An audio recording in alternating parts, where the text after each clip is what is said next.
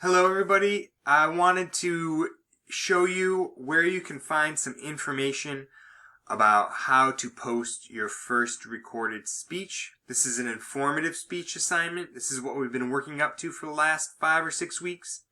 You've covered things like outlining and organizing, sources and support, introductions and conclusions, being an active listener and setting a tone, and then even an introduction to public speaking. And now we are finally at the place where we're going to publish and post a speech. I'm excited. So we're working in Module 2 right now. And Module 2 is the informative speech module. You did Module 2A last week. And this week you're going to be completing Module 2B and 2C. And really what that means is 2B is where you're going to be posting your outline for the speech. And 2C is where you're going to be posting your actual speech.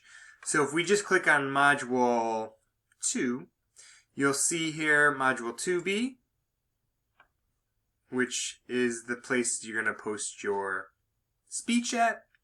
And there's even a kind of refresher on how to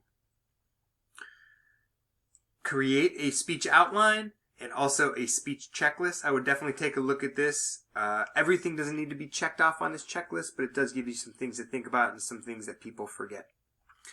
And then Module 2C is where you're going to find the actual assignment.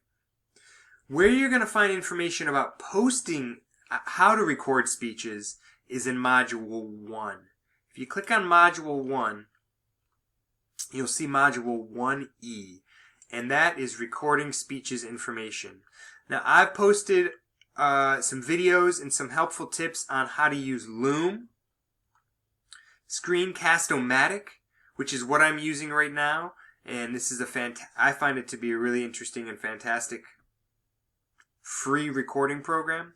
Google Meet, where you can record a Google Google Meeting video, and in Brightspace and how to post a video note. So you got 4 options here, and I would spend some time early in the week just figuring out which one works for you. I use Chrome as a what's the term now? I can't remember it. As my go-to search engine, and so Chrome seems to work well with all of these programs. Safari a little bit less so, Firefox a little bit less so, but browser. I use Chrome as my browsing window. I think you should do that for this if you have it, and then see which one works for you. Screencast-O-Matic works great from my office computer. Screencast-O-Matic works just okay from my laptop. So when I'm here, I'm always using Screencast-O-Matic. Just spend some time learning the different techniques or the different ways to do this. And practice. If you're going to use Google Meet, maybe record your speech as a draft, and you can even watch it and listen to it and see how it sounds and what you might want to change. Whatever format you use, the recording and the outline are both due Sunday by the end of the day. This is an informative speech. You're going to be choosing a topic and a few bits and a few topics within that topic to inform the audience about.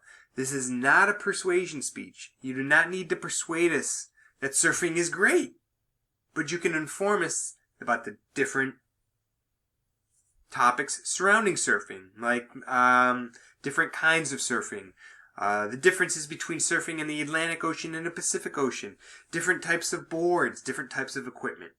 I'm informing you about surfing. I'm not persuading you about surfing. So just make sure you kind of toe that line where you're just giving us information. You do not need to necessarily persuade us of anything. That's our next speech. But for this one, you're just informing us on a topic. It's 3 to 5 minutes long. It's not a long speech, so you want it to be packed full of information, but not drone on.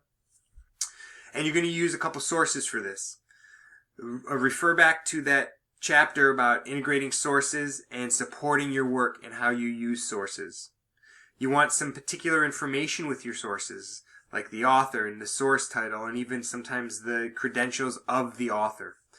And then you also want to put that into the outline as well. If you have any questions or concerns, please feel free to reach out, and I can try my best to help you through technical issues. There's another great thing up here as well under resources, which is Brightspace Help and Brightspace Technical Help. I've had a number of conversations with them, chat conversations about things, and it's helped me figure out bumps in this online learning environment. So that's another resource for you as well. Take care this week. I'm looking forward to your speeches.